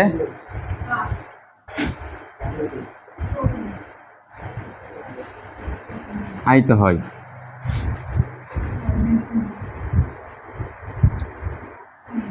আমরা জানি সমধর্মী চার্জ পরস্পরকে, পাইছো চিত্রটা? পাইছো? হয়েছে? এতক্ষণ তো এখন তো ঘুরে আসা হলো নি। আমরা সমধর্মী, জমি বলো সমধর্মী চার্জ পরস্পরকে কি করবে? বিকর্ষণ করে, তাই না? এটা আমরা জানি। সমধর্মী হলে বিকর্ষণ, প্লাস প্লাস বিকর্ষণ, মাইনাস মাইনাস বিকর্ষণ। হ্যাঁ এই তো ফাইন বুঝছে। আমরা জানি সমধর্মী চার্জ পরস্পরকে বিকর্ষণ করে, যার ফলে পাত দুটি ফাঁকা হয়ে যায় নাকি? আচ্ছা, কারণটা আমি বুঝলাম। ওকে,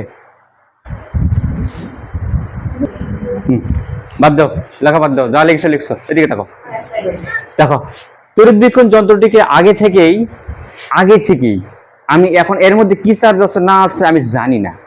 আমি আগে থেকেই এটাকে আমি ধনাত্মক বা ঋণাত্মক আধানে আহিত করতে হবে। তার মানে ওটাকে আমি আগে থেকে ধনাত্মক বা ঋণাত্মক আধানে আহিত করলাম। এখন তুমি এখন প্রশ্ন করবে যে কেমন করে করবে এটা? হ্যাঁ, করতে পারে। আমরা একটা কাঁচকে ঘষলে পরে, একটা সিল্কের কাপড় দিয়ে ঘষলে কাঁচের মধ্যে কোন আধান জমা হয়? ধনাত্মক আধান জমা। এখন কাঁচটাকে এর মধ্যে রাখে দিই, তাহলে কাঁচ থেকে ধনাত্মক আধান চলে যাবে না এই পাতের মধ্যে? পাতের মধ্যে আধানটা মনে করো চলে গেল। তো চলে যাওয়ার পরে এর মধ্যে এখন কোন আধান আছে? ধনাত্মক আধান। তার মানে এর এখন ধনাত্মক আধানে আহিত হয় পাতনিকা করে। আমি কাঁচের যন্ত্রটা তুললাম, আমি তুলে আনলাম, ঠিক আছে? আনার পরেও তো ও কি হয়ে থাকবে? ফাঁকা হয়ে থাকবে, তাই না? তাহলে এই কোন আধানে আহিত হয়ে আছে?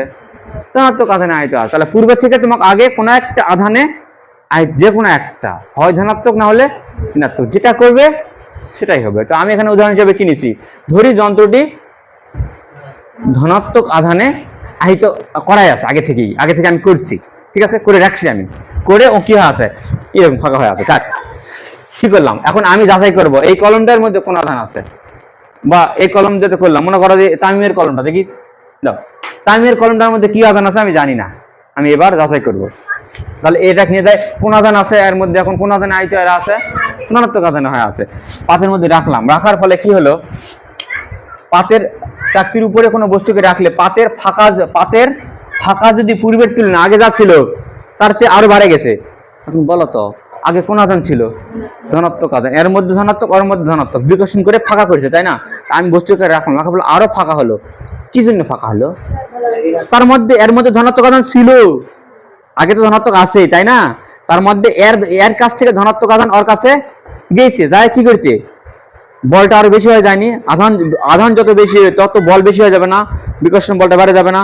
তার মানে এরকম ফাঁকা আরো আগে এরকম ছিল, কলমটা রাখার পর এরকম হয়ে গেল। তার মানে আধান আরো বেশি, ধনাত্মক আধান আরো কি হয়ে গেছে? বেশি হয়ে গেছে। তার মানে এই কলমটার মধ্যে ধনাত্মক আধান আছে নাকি? তাহলে তো হলো নাকি এর মধ্যে ধনাত্মক আধান আছে। এখন মনে করো যে এই যে জেমির কলমটা নিলাম, বুঝছো? জেমির কলমটা নিয়ে পাতের মধ্যে রাখলাম, কোন আধান আছে এর মধ্যে? এখন ধনাত্মক আছে মনে করো। তাহলে জেমির কলমটা নিয়ে পাতের মধ্যে রাখলাম, রাখার ফলে পাতটা এরকম ফাঁকা হয়েছিল এরকম, আর জেমির কলমটা রাখার ফলে কি হলো? পাতটা এরকম হয়ে আসলো, এর আগের তুলনায় ফাঁকা হয়ে আসলো। কেন ফাঁকা আসলো? কার মানে ওর মধ্যে ধনাত্মক আছে, এর মধ্যে ঋণাত্মক আধান আছে।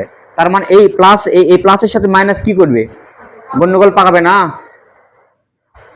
এই না, এখানে আকর্ষণ বিকর্ষণটা ঘটবে না, এখানে খাওয়া খাই করবে। প্লাস আর মাইনাসে কি করবে? খাওয়া খাই করবে, বুঝছো? মনে করো এটা আছে মনে করো -20, আর তার সাথে আমি যোগ দিলাম +10, তাহলে খাওয়া খাই করে কত থাকবে পরে? -10 নাকি? -10, এটা খাওয়া খাই করবে না? প্লাসে মাইনাসে কি করবে? খাই ফেল দিবে। তার মানে ওখানে আগে থেকে ধনাত্মক আধান ছিল, এই মাইনাস যায় কি করেছে? খাইছে নাকি? কিছু প্লাসও কি করেছে? খায়। আর আধানের পরিমাণ কি করেছে? ধনাত্মক আধানও কমাইছে, ধনাত্মক আধান কমে গেছে, আর বিকর্ষণ বলটাও কি হয়ে গেছে? কমে গেছে। কমে যায় পাতটা এরকম মানে কি পাতের ফাঁকা কি লিখছি? পূর্বের তুলনায় কমে গেছে। এখন বলো তো উনি যদি চায় এই পাতটাকে একবারে একেবারে এরকম মুন্দি ফেলাবে, কি করা লাগবে? তার মানে যতখানি ধনাত্মক আধান ছিল ওর কলমটাকে ঘুষে ওই কলমের মধ্যে ঠিক তত পরিমাণ ঋণাত্মক আধান জমা করা লাগবে। তাহলে ওটা মনে করো 10 কুলম্ব আছে, তাহলে কলমের মধ্যে আছে -10, তাহলে ওটা +10 এইটা ফাঁকা হয়েছে, +10 এর মধ্যে ই পাইছে 5, তাহলে 5 আর 5 কি করছে? বিকর্ষণ করছে, তাই না? এখন এই কলমের মধ্যে আছে -10, তাহলে এই -10 যায় এই 5 আর এই 5, তার মানে পাতের মধ্যে আছে +10 নাকি? আর কলমের মধ্যে আছে কত? ফলাফল পাতের মধ্যে কোনো আধান আছে? আধান না তাহলে কি হবে? পাতটা থাকবে না, বিকর্ষণ করবে? কেউ করবে না। ঘটনা বুঝলে? তাহলে এই হলো ঘটনা। এখন যদি এটা ধনাত্মক আধানে আহিত না থাকে, যদি ঋণাত্মক আধানে আহিত থাকে, তাহলে সেম ঘটনা ঘটবে না? আচ্ছা, ঋণাত্মক আধানে মনে করো ধরে নেও, এবার উল্টাটা নাও। মনে করো এইবার এর মধ্যে আছে হলো ঋণাত্মক আধান নাকি? আগে থেকে আমি কি করেছি? ওটাকে ঋণাত্মক আধানে আহিত করেছি, ঋণাত্মক আধানে আহিত আছে, ভালো।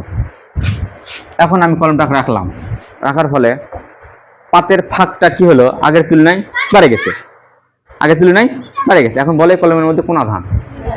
ঋণাত্মক নাকি? ওখানে ঋণাত্মক ছিল, এটা দিছি আরো মাইনাস আসলে, আরো মাইনাস দিছি, তাহলে মাইনাস বেশি হয়ে গেছে, ঋণাত্মক আধান বেশি হয়ে গেছে, তাহলে বিকর্ষণ বলে কি হয়ে যাবে? বেশি হয়ে যায়, ফাঁকা হয়ে গেছে। তার মানে যদি ঋণাত্মক আধানে আহিত থাকে, তাহলে কোনো একটা বস্তু রাখলে যদি পাতের ফাঁকা যদি বেড়ে যায়, তার মানে ওই বস্তুর মধ্যে কি আছে? ঋণাত্মক আধান আছে, বুঝলে? আর পাতের ফাঁকা যদি কমে যায় এবার, তার মানে ওইটা ঋণাত্মক আছে। আমি দিলাম তাহলে ধনাত্মক, প্লাসে মাইনাসে মারামারি নাকি? মারামারি করে কমে ফেল দিবে, নয়? কমে ফেল দিয়ে কিন্তু পাতের ফাঁকাটা ইনকার আটক হয়ে চলে আসবে, বুঝতে পারছ? এভাবেই তড়িৎ বিক্ষণ যন্ত্র দিয়ে আমরা আধানের প্রকৃতি নির্ণয় করতে পারি। এই হলো ঘটনা। ওকে, ঠিক আছে, চলো। Yes. বাবা তোরা আজকে ভিডিওটা রেকর্ড হয়ে যাবে, তাহলেই হয়ে যাবে। না এমনি জাস্ট মনে রাখো, তাই আসার সম্ভাবনা কম। এখন বাই চান্স যদি আসে তাহলে সেক্ষেত্রে একটু এখান থেকে ধারণা নিয়ে লিখে দিও। হ্যাঁ দেখো, ফটোকপির মেশিনে কি করা হয়, ফটোকপির মেশিনে যে কোনো একটা বস্তুকে কাঁচের উপরে রাখা হয়।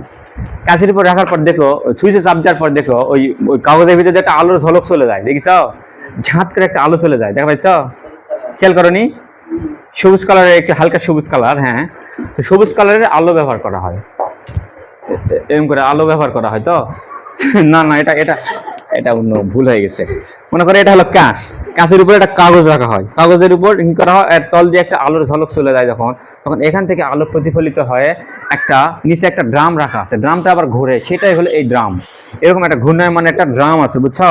এরকম একটা ড্রাম আছে। তো এখান থেকে কি করা হয়, আলোটা যায় এই ড্রামটাকে আবার মনে করো আগে থেকে ধনাত্মক বা ঋণাত্মক যে কোনো একটা আধানে আহিত করা থাকে, বুঝছো? ধনাত্মক হতে পারে, ঋণাত্মক হতে পারে। কোম্পানি কোনটা দিবে না দিবে সেটা তাদের ব্যাপার, যেটা দিবে সেটাই হবে। ধরে নিলাম এই কাজটা, এই পুরা কাজটা হলো ধনাত্মক আধানে আহিত হয়ে আছে, ধনাত্মক আধানে আহিত হয়ে আছে। কাজটা ধনাত্মক আধানে আহিত হয়ে আছে, আর এখান থেকে ওই যে আলোটা যায় কিন্তু পড়লো ওই যে কাগজের মধ্যে, যে কাগজটা আমি ফটোকপি করবো তার উপরে যায় পড়লো, মনে করো। পড়ার পর ওখান থেকে প্রতিফলিত হয় একটা আলো আসে ডামের উপর পড়বে। এখন যেখানে যেখানে আলো পড়বে ওই জায়গাগুলোতে কি হবে জানো, ওই জায়গাগুলোতে মানে দামটা যদি ধনাত্মক আধানে আহিত থাকে, আর যে জায়গাগুলোতে আলো পড়লো ওই জায়গাগুলো হবে ঋণাত্মক আধানে আহিত, বুঝতে পারছ? ওই জায়গাগুলো হবে ঋণাত্মক আধানে আহিত হবে, আর যে জায়গাতে আলো পড়ছে সে জায়গাগুলো হবে না, পুরো ডামটা ধনাত্মক আধান, ডামের মধ্যে যেখানে যেখানে আলো পড়বে ওই জায়গাগুলো হবে ঋণাত্মক আধানে আহিত। তারপরে আরেকটা মেশিনের মধ্যে স্প্রে করা না, ধান মেশিন স্প্রে করা না, মেশিন দিয়ে ধানের ভিতরে স্প্রে করার মতো একটা মেশিন আছে ভিতরে, ওর ভিতরে আবার এই তো এক আছে, গুঁড়া আছে, পাউডার, বুঝতে পারছ? পাউডার, পুরা পাউডারটা আবার ওই আলোটা যে আধানে আহিত, কোন আধানে আহিত, ঋণাত্মক আধানে, ধনাত্মক হতে পারে, ওটা হতে পারে, ধরে নিলাম ঋণাত্মক আধানে আহিত। ওই ওই যে জায়গাতে আলো পড়ছে, বুঝছো, যে যে জায়গাগুলো লেখাগুলো আছে, যে জায়গাগুলো ওই জায়গাগুলোর কাছে পড়বে কি, ওই যে আলোটা গুঁড়াটা ছাড়লো ওর মধ্যে কি আধান আছে, মানে এর মধ্যে আছে ঋণাত্মক আধান, তাই না? আর ওর মধ্যে যা লাগবে তাহলে ধনাত্মক আধান, তাহলে ওই ধনাত্মক এই ঋণাত্মক কি করবে, আকর্ষণ করবে। ওই ক্যালিটা করা হয় কি জানো, ঝাঁত করে ছিটে দেওয়া হয়। এখন ছিটে দেওয়ার ফলে ওই ক্যালিটা কোন কোন জায়গায় পড়বে, যেটা যেটা ওই ঋণাত্মক আধান আছে ওই জায়গায় যাবে না, ওই ক্যালিটার মধ্যে ধনাত্মক আধান আছে, ওই ধনাত্মক কে টানে নিবে, ঋণাত্মক আধানটা ঝাঁত করে টান নিবে। কিন্তু অর্থাৎ যেখানে যেখানে লেখা আছে ওই লেখাগুলোর উপর কিন্তু পাউডারের গুঁড়াগুলো আসে জমা হবে, বুঝছো? জমা হবে, জমা হওয়ার পর কি করবে, ওই ওর উপর দিয়ে আবার আর এক কাগজ যাবে, অন্য যে কাগজ ফটোকপি করবো ওই কাগজটা কি করবে, ডামের উপর দিকে ঘুষে যাবে, বুঝলে? ডামের উপর দিকে ছাপ দিবে, ছাপ দেওয়ার সাথে সাথে করবে কি, ডামের ভিতরে আবার এক লাগা আছে, এই যে হিটার লাগা আছে, হিটার দিয়ে তাপ দেওয়া হয়, তাপ দেওয়ার সাথে করবে কি, ওই যে এক পাউডারের মতো যে কালিগুলো আছে না, ওগুলো আবার গলে যাবে, গলে যায় কাগজের সাথে লাগে যায়, বুঝতে পারছ? এই জন্য দেখো ফটোকপি মেশিন থেকে যখন ফটোকপির কাগজটা বের হয় দেখো গরম, বুঝতে পারছ? গরম, কিন্তু কি সুন্দর গরম, ফাইন গরম। তো এভাবে ফটোকপির মেশিন ফটোকপি করে। হ্যাঁ, এত খাটনি করেই হয়, ভিতরে যন্ত্রপাতি কত কি আছে দেখো, বুঝছো? কোনো কিছু এমনি এমনি হয় না।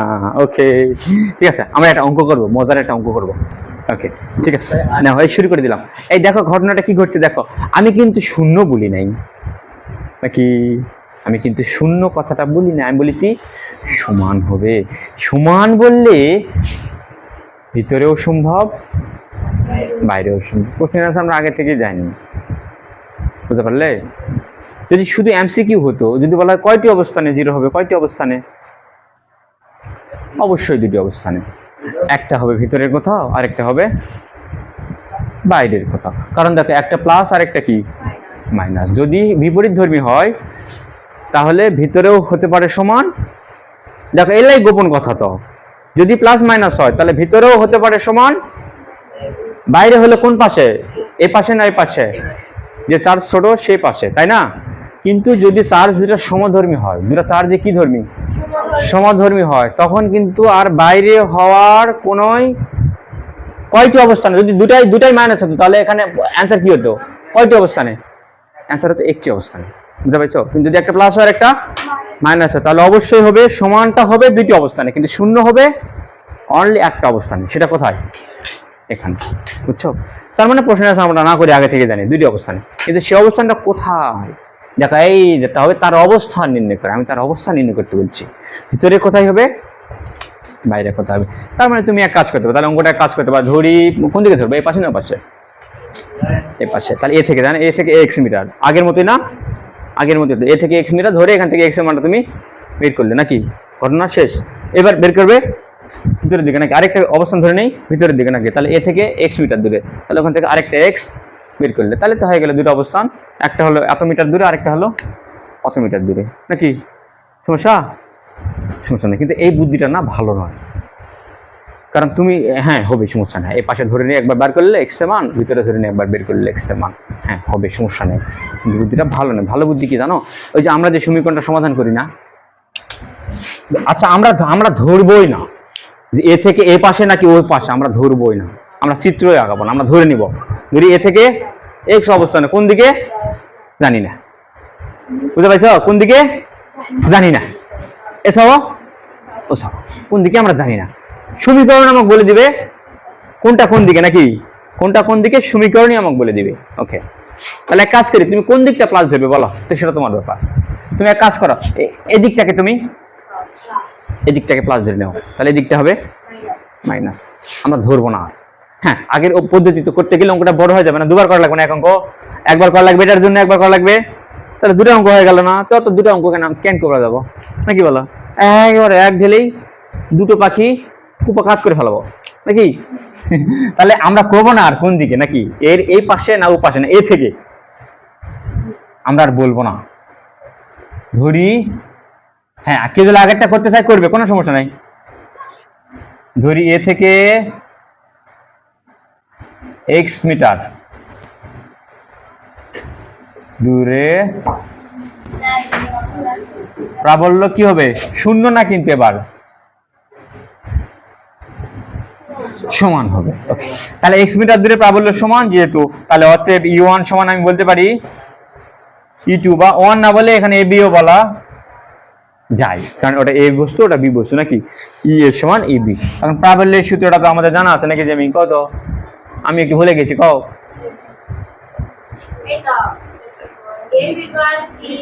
এফ না তো এটা ই, হ্যাঁ এফ আর ই একই জিনিস, একটু পার্থক্য, সি ইন্টু কিউ ডিভাইডেড আর স্কয়ার, কিউ মানে কোন কিউ, এটা কিউ এ সমান সমান ই নাকি, তাহলে e c into q b divided, এই ভুল গেল তো, তাহলে আমরা এই দিকটা না ধরে নেই, এটা এক্স ধরে নেই, তাহলে এ থেকে এক্স মিটার নাকি, এ থেকে এক্স মিটার, তাহলে দূরত্ব কি এটা এক্স এর উপর স্কয়ার না, সরি এখানে আর এ দেই, এখানে আর বি দেই, তাহলে এসি এসি কাটা, কিউ এ কত, ও হবে তো স্কয়ার হবে না কা, অবশ্যই হবে, আলবাদ হবে। তাহলে 10, দেখো এটা কিন্তু মাইক্রোতে দেওয়া আছে, মাইক্রোতে অঙ্ক তো হবে না, তাহলে অত ভ্যাস ক্যাশ না করে ডাইরেক্ট এক লাইনে 10 এর সাথে কত গুণ দিব, tan ইনভার্স কত গুণ দিবা রুম্পা, জানবে না কা তুমি, এটা নিয়ে আলোচনা হচ্ছে, কোথায় আছো তুমি, তুই নয় মান, তুই নয় কেন, তুমি মনে করছো হয়, তা নয়ের জন্য আর এটা, তো ওই তোর কাছে বসে গল্প করে কেন করে,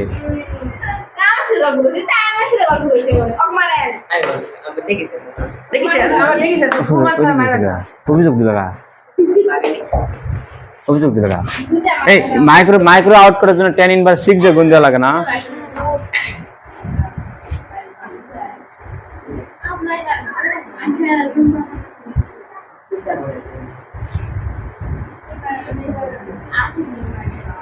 কান্দন আবার কিসের আছে, সামান্য পিটনে কান্দন। আর এ দেখো, আর এর মান হলো কত, এক্স নাকি, ধরে যে এ থেকে দূরত্ব এক্স মিটার দূরে, এক্স এর উপর স্কয়ার, এনা কল্পনা করে নিলে ভালো হয়, নয় ধরে নে এই সি বিন্দুতে নয়, এই জায়গাতে আমাদের প্রাবল্যটা হবে হলো সমান, এই হিসাবে সুবিধার জন্য ধরে নিলাম, তাহলে এখান থেকে এটা আসলে কিন্তু বাস্তবে কিন্তু কোনটা হবে আমরা জানি না, এটা যেন ভুল না যায় এই জন্য এখান থেকে এক্স, তাহলে এই যে এ থেকে দূরত্ব হলো এক্স, এই যে দূরত্বের উপর স্কোয়ার। তাহলে তাহলে বলে এখান থেকে এইটা কত হবে? 5 মাইনাস এক্স। হ্যাঁ, একই কাহিনী, মনে হবে আর কি। এই আমি তো করলাম না না, মনে হবে তাই করছি। কিউবি কত? হ্যাঁ হ্যাঁ, বেলা স্কোয়ারটা বাদ যাবে, গুনুন tan ইনভার্স। এই কতখানি পানি বাড়াচ্ছে দেখিস? এবারে এবারে অসুখ অনুযায়ী ওষুধ ঠিক করেছে, ডোজ ঠিক আছে। এবার আসলে হয় কি জানো, অসুখ তখন হয় অ্যান্টিবায়োটিক যখন ডাক্তার দেয়, বুঝছো? অ্যান্টিবায়োটিক ডোজ হলো খাওয়া লাগবে 5 দিন না খারা। এবার 5 দিনের মধ্যে যদি ডোজ এরকম হয় তো অসুখ আবার বিগড়ে যায়। তো ডোজ মানে কমপ্লিট করা পাই না আমি, বুঝলে? অসুখ হয় ওষুধ দেই, ওষুধও দেই, কিন্তু কিন্তু ডোজটা মানে পড়ে না ঠিক মতো। ডোজ পড়লেই একদম অসুখ সারে যাবে। হুম হুম, অসুখের সঙ্গে আমি কব পাবো না, যার অসুখ হয়েছে তাকে জিজ্ঞেস করো। এই দেখো, এবারে দেখা যায় যে খাচাং খাচাং খাচাং খাচাং 10/6 tan ইনভার্স 6 tan ইনভার্স 6 কাটে গেল। দেখছি অসুখ সারলো কি? ডোজ ঠিক মতো পড়লে দেখো অসুখ সারে কিভাবে, দেখো না একবার খালি ভালো করে।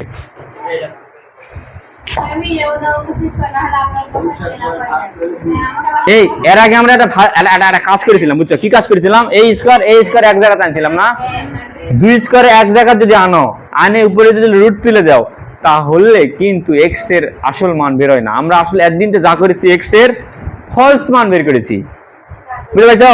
তাহলে এতদিন ধরে আমরা যা করলাম কি কাজ করেছি? ফলস কাজ করেছি আমরা। এক্স এর আসলে মান বের হবে কয়টা? 2টো মান বের হবে, বুঝছো? 2টো বের হবে, কিন্তু আমরা একদিন তো কটা বের করেছি? একটা বের করেছি। সব অঙ্কগুলো দেখো তো এক্স এর মান। আচ্ছা, শেষ করছি মানে তুমি কোনটা বলতেছো? এখান থেকে এক্স আরটা বার করে ওই পার থেকে সেটাকে এক্স ধরো, ওটা এক্স না তো, এক্স মানে এক্সই। চলক কটা এখানে সমীকরণে? চলক কটা? এটা একটা না, এক্স না। এখানে কোথায় 1 আছে? দুটা চলক। এটা কয় চলক বিশিষ্ট সমীকরণ? না, কয় চলক বিশিষ্ট সমীকরণ? এটা এক চলক বিশিষ্ট সমীকরণ নয়। তাহলে তাহলে এখানে এই সমীকরণ থেকে তুমি কটা মান পাবে? এক্স এর 2টা মান পাবে, কিন্তু আমরা একটা বের করেছি। এক্স এর মান একটা বের করেছি, ওটা এক্স এর মান না, ওটা অন্য মান। ওটা বির সাপেক্ষে মান, ওটা এক্স এর মান হলো না। ওটা তুমি ব্যাপারটা বোঝোনি এখন, ঘটনাটা ইনকার করেছি আমরা। ইনকার করলে হবে না, ভুলভাল কাম করছে, হবে না। এলাকাম বাদ, এলাকাম এখন বাদ। একদিন তো যা করেছি ওগুলাতে হবে কিন্তু, বুঝছো? কয়টি অবস্থান এরকম প্রশ্ন করলে আগের হিসাব টোটাল ক্লোজ, বুঝছো? আগেরটা আসলেই ভুল করেছি, এটাই সঠিক। সঠিকটা শেষে করাচ্ছি, একদিন তো ভুলভাল করে। শোনো, ভুল দিয়েই তোমরা নাম্বার পাবে, বুঝছো? তোমাদের আর টেনশন আছে? বলো এলা কি করলাম আমি? এই শূন্য আর এই শূন্য কাটে দিলে তো ভালোই হয়। শূন্য থেকে লাভ নয়, শূন্য দিলে কাটে দিই নয় দেই, তাহলে হিসাব সহজ হবে। আইজা দেখো সূত্র পড়া আছে, দেখছো সূত্র পড়া আছে? দেখো কি সূত্র? a minus b whole square minus 2ab plus square. এই দেখিস কি সুন্দর সূত্র রে। কোনাকুনি গুণ করলে ঝামেলা তো একটু করতে হবেই। না ওই নিয়মে করলে তো এটা এই অঙ্ক হবে না, আগের গুলো সব হবে, কিন্তু এটা হবে না, কারণ কয়টি অবস্থানে কইছে জি। হয় করবে, করো, দুবার করো, সমস্যা নাই তো। এটা যে একবারে হয়ে যাচ্ছে ওই হুইস নাই নাকি? ওটা যে 2টা অঙ্ক হয়ে যাবে। এখন এখানে গুণ করি, এই দেখ এটা কত? এটা গুণ করলে 5 5 25 মাইনাস 5 দুগুণে tan x plus x square. ধরে সবগুলা দ্বিঘাত সমীকরণ, মানে মিডল টার্ম, বুঝছো? বা উৎপাদক করতে হবে। এটাও মিডল টার্ম। তাহলে না সাথে লিখি, এটাকে আগে নিয়ে আসি। Minus x square plus tan x minus 25 সমান 0। তাহলে 2টা এক্স স্কয়ার, একটা এক্স স্কয়ার বাদ গেল, থাকলো কি? প্লাস tan x -25, ভাগ্য তোমাদের ভালো নয়, এই জন্য মিলটা আমি এখানে মিলে দেওয়া বুঝি নাই। ও মিলে বুঝি দেওয়াই আছে রে, বাহ আমি ফাইন গো বানাইছি তো, অটোমেটিক্যালি মিডল টার্ম এটা মিলেই গেল, কিন্তু অধিকাংশ অঙ্কেই কিন্তু মিডল টার্ম হবে না। এটা এখানে হচ্ছে রে, 5 × 5 = 25, 5 আর 5 = 10। ক্যালকুলেটর দিয়ে চাপ দিয়ে অ্যান্সার বের করবে, আর না যদি অ্যান্সার ক্যালকুলেটর করলে তো পরীক্ষাতে আবার নিবে না, নাকি? পরীক্ষাতে ক্যালকুলেটর দিয়ে নিবে না। তখন আবার কি করতে হবে, এর জন্য বিকল্প একটা সূত্র আছে, x = -b + -√b²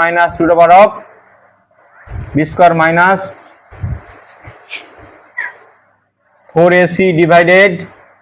ঠিক আছে, তোমাদের বইতে এটা সুবিধা আছে, দেখো তোমাদের ফিজিক্স বইয়ে এই সূত্রটা দেওয়া আছে, গণিতের বইতে এই সূত্র প্রথম পৃষ্ঠায় এই সূত্রটা দেওয়া আছে, প্রথম পৃষ্ঠা বইয়ের উপরের একদম পেজে, কভার পেজের মধ্যে এই সূত্রটা দেওয়া আছে। সমীকরণের x এর দুটা মান বের করার জন্য এই সূত্র, x = -b + -√b² - 4ac divided 2a, যেখানে কিনা এই b² - 4ac এটা একটা আলাদা নাম আছে। আচ্ছা, এটা কি বলা হয় না, এটা কয় লাভ নেই, তোমাদের কাজে আসবে না খুব একটা। তো এখানে দেখা যায় যে এবিসির মান বসে এখান থেকে x এর মানটা টেনে বের করে আনবে, বুঝতে পারছো? টেনে বের করে আনবে। এই শোনো, এই আরেকটা টেকনিক আছে। এখন যদি তোমরা যদি কও যে না আমি এই সূত্র ফেলে করবো না, তাহলে আরেকটা টেকনিক আছে। তোমরা তো মনে হয় এই সূত্র ফেলে জীবনে করবেন না, জীবনও নয়, শুধু থেকে তো ভয় খাইছেন, আমি জানি শুধু দেখি নিঘাত ভয় খাইছেন তোরা, সূত্র থেকে ভয় খাইছেন। তাহলে এটা যেহেতু মিলটাম নাকি, তাহলে দশক ভাঙে 5x + 5x, আরে মিল নাম তো হচ্ছে না, মিল নাম তো হচ্ছে না। 5x আর 5x 10x, কিন্তু 5 × 5 = মাইনাস, মিলার লাগবে কি -25, কিন্তু আমার মিলতেছে কি +25। হবে না রে। তাহলে এই বিকল্প যেটা আমি শিখে পাচ্ছিলাম সেটাই, কিন্তু সবচেয়ে ভালো কাজ ওটা x। আর দেখো এই আছে, বুদ্ধি দাও কি করবে এখন, x এর মান বের করে দাও, মিল নাম তো হচ্ছে না বলে না, নাহলে যে সূত্র স্কয়ার + 2 এটাকে x বিটাকে 5 নয়, এই দেখো এই টেকনিকটা দেখো না, টেকনিক খাটাচ্ছি আমি। স্কয়ার + 2ab নাকি 2ab, এটা কি কত ঘাত সমীকরণ, x এর পাওয়ার কত?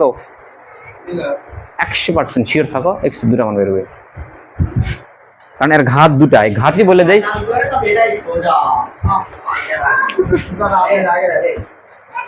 এই ঠিক আছে, আমার সূত্র ফলে ঠিক আছে, দেখো তো স্কয়ার + 2ab + 5 × 5 = 25, এই যে 25 দেখছো মিলে গেছে না, এই এদিকে মিলে গেছে, দেখছো সূত্র ফেলা এনাও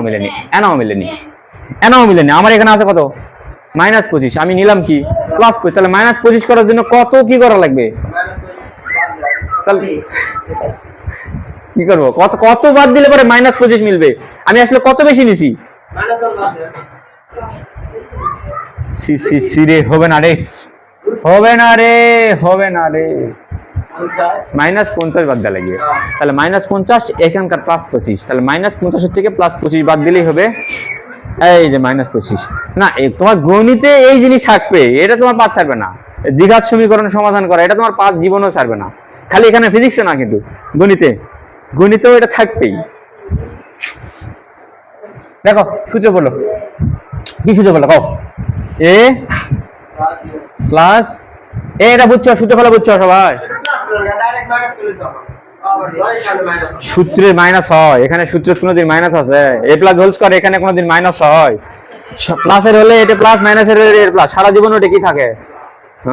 সূত্র চিনা লাগবে না, হ্যাঁ জোর করেই তো করলাম, এই যে সূত্র ফেলাচ্ছি, এই যে জোর করে বসার জন্য আবার এক দেয়া লাগছে, কাপ ফাড়া দেয়া লাগছে, কাপ ফাড়া মানে দণ্ড, এই যা শর্টকাটের শেষ, স্কয়ার মাইনাস b² সূত্র করে গেল, স্কয়ার মানে সূত্র b² সূত্র ফেলাবো, এই জন্য এই কীর্তন।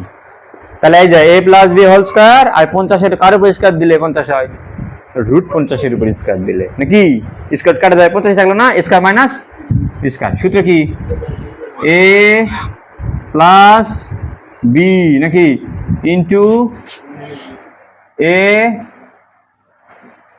Minus B. এই দেখিস অঙ্ক কি না স্যার, হয় এটা সমান 0, এটা সমান 0 ধরলে x এর একটা মান, ওটা সমান 0 ধরলে x এর আরেকটা মান। তাহলে এই দুই অবস্থানে ঘটবে হলো প্রাবল্য কি হবে, ভাইয়া সমান হবে, সমান। দেখলাম এই বুঝছো আসিফ, হ্যাঁ হ্যাঁ এরা তো আমার ঘরে গেলাম খালি তেল খরচ করলাম না, কি করলাম আল্লাহ জানে। আমি কি মিশাই মিশে তেল খরচ করি না কি করি, হয় x+5 বলে তেলে। তাহলে নিশ্চয়ই বোঝা যাচ্ছে x এর একটা মান প্লাস বাড়াবে আর একটা প্লাস বাড়লো যেটা সেটা ওইদিকে এ থেকে ওইদিকে, আর মাইনাস যেটা বাড়লো সেটা এ থেকে এইদিকে, বুঝছো? তাহলে এই পয়েন্টে একটা সমান হবে, ওই পয়েন্টে একটা সমান হবে, এই পয়েন্টে যেটা সমান হবে ওখানে বিশ দিকে কেবল মাইনাস হলো 20 দিকে আমি তো x ধরেছি এদিকে, এ থেকে এদিকে ধরেছি x। প্লাস প্লাস বিকাশ করবে না কি প্লাসে প্লাসে বিকাশন করবে, আধার কি বিকাশন করবে তো কি হয়েছে, করে দিলে কি আর বললে তো আর দূরে চলে যাবে কে জুড়ে সরে যাবে, আধার দিবে যাবে তো দূরে তো কি হয়েছে। তাহলে সমান হবে ই এক যত ধরে বিকাশন করবে, ইও ঠিক তত বলে আকর্ষণ করবে। সমানের কথা কইছি, জিরোর কথা কইনি। সমান ওর বিকর্ষণ বল যা হবে এটা আকর্ষণ বল তাই হবে, সমান সমান আমি বিকাশ করে আর দূরে চলে যাবে যাবে তো দূরে, জিরো হওয়া সম্ভব নয় মাঝখানে। এই জন্য তো বলি এখানে জিরো হওয়া কোনোদিন সম্ভব নয়, জিরো হওয়া সম্ভব এইখানেতে, কারণ এখানে ছিল উই টানবে ওইদিকে আর উই চলবে ওইদিকে। এই জন্য তো বলি জিরো হওয়া সবসময় এই পাশে সম্ভব, ভিতরে কোথাও পসিবল নয়। এই তো হ্যাঁ, এই কথা কি আবার বলে করবে, অঙ্ক তো এখন হারে করি।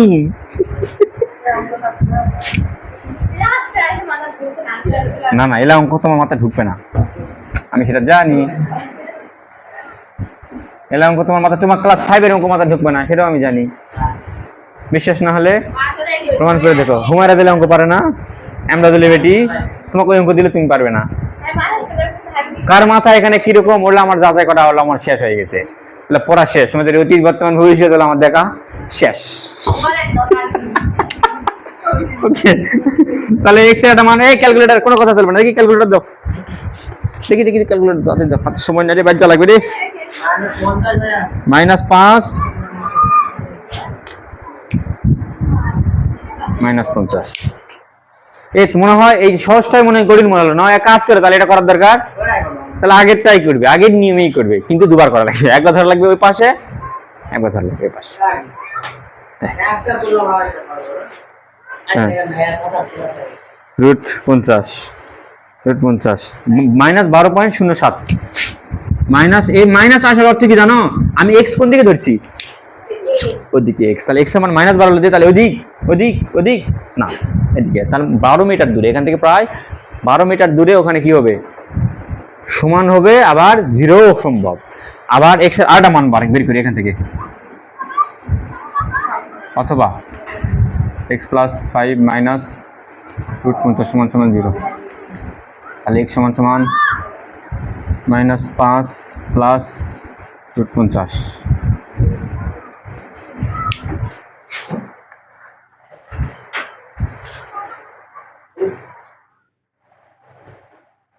মাত্র 2 মিটার, মাত্র 2 মিটার। এরকম হওয়া এটাই হওয়া উচিত, একদম সুন্দর মান, একদম 2.07 মিটার। তাহলে দেখো একটা হবে -12, মানে মাইনাস বলতে বোঝাচ্ছে এ থেকে এদিকে, এদিকে 12 মিটার দূরে, এখানে কিন্তু সমান হবে আবার শূন্য হবে, কিন্তু এখান থেকে 2 মিটার দূরে এখানে কিন্তু সমান হবে, কিন্তু শূন্য হওয়া সম্ভব নয়, কিন্তু সম্ভব শূন্য হওয়া ভিতরে 2 মিটার দূরে। হ্যাঁ, কেমন করে শূন্য হবে, এই প্লাস, তাহলে প্লাস এর প্লাস ঠেলবে আর এই মাইনাস আবার টানবে, কেমন করে শূন্য হবে, শূন্য হওয়া মানে কি, ও কোনো বলই অনুভব করবে না, ও যেখানে আছে সেখানে থাকো সবসময়। দুটো মাইনাস হলে মাঝখানে, এটা যদি মাইনাস হয় প্লাস হোক, এই প্লাস হোক এই মাইনাস কি করবে, টানবে, এই প্লাস হোক ওই মাইনাস কি করবে, টানবে, ই টানো এদিকে ওই টানো সেদিকে, না বল যদি সমান হয় ওই কি করবে, যেটার জিনিস সেই থাকবে, আর বল কি হয়ে যাবে, শূন্য হয়ে যাবে, প্রাবল্য শূন্য। এই জন্য তো দুটা প্লাস হলেও মাঝখানে কোথাও হবে, দুটা মাইনাস হলেও মাঝখানে শূন্য হবে। দেখো এটা যদি মাইনাস হয়, এটাও যদি মাইনাস হয়, হ্যাঁ এটা তো আমি লিখেই দিছি আগেতেই, বুঝতে পারছো কেন হচ্ছে কারণটা, বুঝতে পারলে তো। ওকে, তোমাদেরকে অসংখ্য ধন্যবাদ। ছুটি দিলে বাইরে যাবে। ধন্যবাদ। ভাই আপনার ছুটি